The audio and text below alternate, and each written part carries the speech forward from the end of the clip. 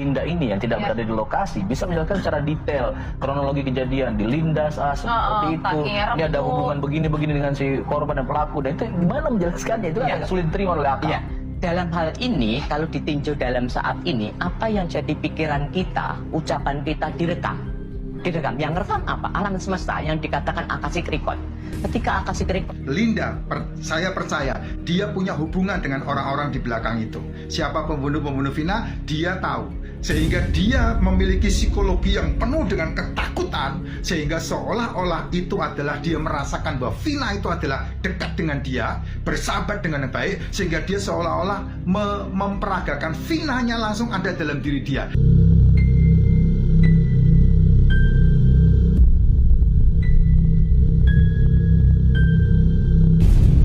Ya, assalamualaikum warahmatullahi wabarakatuh. Selamat datang di Ujang Halu Channel. Bagi kalian yang baru menemukan channel ini atau baru berkunjung ke channel ini, kontroversi tentang kebenaran kerasukan arwah Vina yang dialami oleh Linda telah menjadi topik perdebatan publik yang hangat.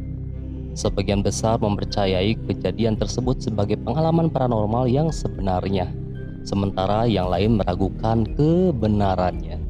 Pendukung kerasukan mengklaim bahwa Linda benar-benar mengalami interaksi dengan arwah Vina dengan semua kronologi kejadian yang diungkap secara tidak sadar. Mereka menyatakan bahwa pengalaman tersebut merupakan bukti keberadaan dunia spiritual. Namun, dari sudut pandang yang berlawanan, skeptis tentang kerasukan meragukan kebenaran cerita tersebut. Mereka berspekulasi bahwa Linda mungkin saja berada di lokasi kejadian pada saat itu, dan kerasukan hanyalah akibat dari trauma yang dialaminya, yang kemudian secara tidak sadar membayangkan atau mengungkapkan peristiwa tersebut. Nah, mari kita simak penjelasan dari dua sudut pandang yang berbeda berikut ini. jadi penjelasannya si Linda ini pasti berteman akrab dengan si Vina. Ya. Ketika orang berteman akrab, ada rasa, ada hubungan emosional. Ketika ada hubungan emosional, ada empatiknya tinggi. Dalam bahasa tertentu dikatakan termasuk sigma empatik. Ya, dari sigma empatik itu mereka, si Linda itu mampu mencerap, empatinya tinggi, perasaannya mampu mencerap apa yang dipikirkan, apa yang dilakukan oleh Vina, terutama dalam kondisi sakratul maut. Ketika dalam kondisi sakratul maut, si Vina itu ada kekhawatiran, ketakutan dan sebagainya, dia menjerit apa dalam batin, ini direkam oleh alam semesta. Nah, ketika terjadi sinergi antara Linda sama si Vina itu ada hubungan, dia mau mencerap informasi itu sehingga masuk diucapkan melalui kata-kata. Meskipun si Linda tidak berada di lokasi. Walaupun tidak ada di lokasi, energi yang sudah di alam semesta itu tidak terpengaruh ruang dan waktu. Dia mampu mencerap. Nah, dalam kondisi Linda dalam kondisi trans antara pikiran sadar dan pikiran bawah sadar. Ketika dia diwawancarai itu ada kontak antara sadar dan pikiran sadar. Dia ada yang dikatakan kepekaan batin. Nah, kalau suaranya kan kata keluarga itu suaranya mirip sekali dengan Vina ya. Lah kalau suara itu pastinya si Linda itu pernah mendengar suara-suaranya Vina dan bahkan tubuhnya. Lah, volume, nada, suara dan lain sebagainya terekam oleh otaknya di memorinya Linda. Ketika terekam ini, dia mampu mengucapkannya tanpa kendali. Sulit untuk dikendalikan diri. Itu karena kaitannya dengan empatik. Pada saat itu ada rasa kekhawatiran, takut, oh kayak apa ya Vina itu teman saya. Dan pada saat itu dalam kondisi trans, kayak orang melamun itu masuk, itu terucaplah seperti Tapi itu. bagaimana menjelaskan si Linda ini yang tidak berada di lokasi bisa menjelaskan secara detail kronologi kejadian di Linda seperti itu. Ini ada hubungan begini-begini dengan si korban dan pelaku, dan itu gimana menjelaskannya itu agak sulit diterima oleh akal. Ya. Dalam hal ini, kalau ditinjau dalam saat ini, apa yang jadi pikiran kita, ucapan kita direkam. Yang rekam apa? Alam semesta yang dikatakan Akashic Record. Ketika Akashic Record itu orang mampu mencerap. Pada dasarnya orang itu boleh dikatakan punya antenanya di sini. Ada yang dikatakan soul intelligence, ada kecerdasan jiwanya. Kecerdasan jiwa itu meresapnya. Kalau di dalam bidang parapsikologi yang dikatakan ESP, extrasensory perception. Di dalam extrasensory perception itu yang dicerap di luar panca indera itu.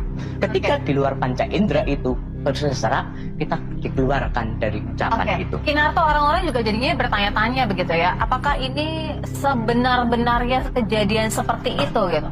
Nah, kalau bagaimana maksudnya dianalogikan ataupun dijelaskan secara metafisika? Ya, itu tadi saya jelaskan bahwa informasi yang ada di luar itu diserap sebagaimana kita pernah merasakan kehadiran seseorang. Ada hal kita apabila kita punya rasa bersalah dengan orang tua, ataupun ada hubungan batin, hubungan kedekatan, itu seakan-akan orang tua itu muncul di hadapannya. Seakan-akan Vina itu muncul di hadapan Linda, sehingga Linda itu bisa mengucapkan itu. Ada yang namanya transfer energi itu tadi. Karena adanya hubungan emosional, kedekatan. Sekarang urusan Linda kerasukan. Saya stit karena saya tidak melihat video-videonya ya. Cuman saya langsung ketika dengar bahwa ada film Vina dan kemudian kasus Vina terungkap dari orang kerasukan. Nah, saya mau cut di situ dulu ya, saya mau cut. Jess, ingat baik-baik ya. Omongan saya pegang baik-baik. Omongan saya pegang baik-baik. Saya ngomong di depan.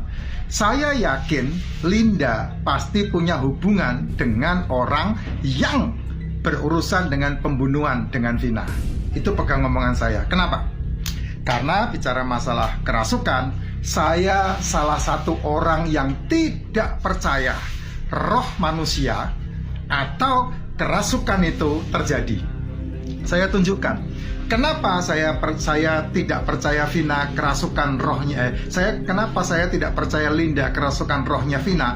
Karena orang yang sudah mati, dia langsung pergi ke Hades, tidak ada berkeliaran. Makanya, tapi tidak tahu ya di pemahaman agamamu seperti apa, saya tidak tahu ya, itu urusanmu. Tapi saya mau jelaskan dengan cara saya bahwa orang yang sudah mati itu blek, tubuhnya kembali ke tanah, rohnya kembali kepada yang empunya. Ingat, ada dua makhluk yang diciptakan oleh Sang Pencipta yang memiliki ruh yang kekal. Yang pertama adalah ruh malaikat. Malaikat itu roh, malaikat dicipta dan kekal. Yang pertama. Yang kedua, manusia dicipta, dia mati, baru kemudian dia punya kekekalan. Makanya ada hukuman setelah kematian. Itu manusia. Itu bedanya manusia dengan malaikat. Dengar dulu aja pemahaman yang saya sampaikan. Jadi ketika Vina meninggal, Vina mati, maka rohnya kembali kepada Sang Pencipta. Ya, kembali kepada Sang Pencipta, dikumpulkan dalam satu tempat yang namanya Hades. Dan kemudian nanti di akhir zaman dia akan dihakimi. Itu pemahaman yang kamu harus pegang dulu. Sehingga, maaf banget, yang merasuki Linda bukan rohnya Vina, tapi psikologinya Linda yang paham betul siapa orang-orang di balik pembunuhan itu. Sehingga ketakutan itulah yang mempengaruhi dari psikologinya Linda, sehingga dia mengungkapkan yang tidak lengkap. Kenapa? Karena ceritanya dari orang-orang yang dia kenal. Nah, kamu buktikan omongan saya ini benar apa tidak dari kepolisian yang membuat penyelidikan. Ya, saya hanya bisa menerangkan sebatas itu supaya kamu waras jadi manusia, tidak dibodoh-bodohi dengan yang namanya roh-roh gentayangan, Jess. Roh-roh gentayangan itu tidak ada. Yang ada adalah psikologi orang tersebut yang menakut-nakuti dirinya dengan ketakutan-ketakutan yang dia ciptakan. Titik, omongan saya sampai di situ. Membuat kamu kontroversi, silahkan. Saya tidak tahu apakah video ini viral apa tidak. Monggo silahkan aja untuk orang-orang yang bisa memahami omongan saya. Apakah kamu percaya atau tidak, itu semuanya kembali ke kamu. Saya ulangi lagi ya, sengaja saya stit videonya Mbak ini karena Mbak ini lewat di beranda saya, sehingga saya stit videonya. Saya ulangi lagi ya, saya percaya bahwa Linda ada hubungannya dengan orang-orang di belakang yang membunuh Vina. Linda, saya percaya dia punya hubungan dengan orang-orang di belakang itu. Siapa pembunuh Vina, dia tahu. Sehingga dia memiliki psikologi yang penuh dengan ketakutan, sehingga seolah-olah itu adalah dia merasakan bahwa Vina itu adalah dekat dengan dia, bersahabat dengan baik, sehingga dia seolah-olah memperagakan Vinanya langsung ada dalam diri dia. Sedangkan rohnya Vina sudah tidak bisa berbuat apa-apa. Orang yang mati, baik itu matinya menakutkan, mendadak, ataupun sakit, itu sudah mati, sudah selesai urusan sama Sang Pencipta. Nah, Linda ini pasti punya hubungan dengan pembunuh-pembunuh itu. ya, sehingga dia punya ketakutan tersendiri, dia punya hubungan yang tersendiri dengan para pembunuh itu. Saya tidak tahu siapa, itu urusannya ranahnya polisi, tapi saya berbicara sebagai seorang psikolog yang ngerti di belakang semua ini, sehingga ini boleh diselidiki dan menjadi sebuah masukan.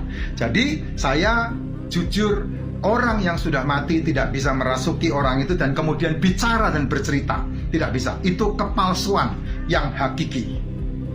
Dan kenapa Linda bisa berbicara seperti itu? Bukan kerasukan Vina, tetapi dia punya ketakutan yang dia ciptakan dalam dirinya, karena dia tahu persis cerita yang dia dapatkan dari orang-orang di sekeliling yang membuat dia bisa bercerita seperti itu.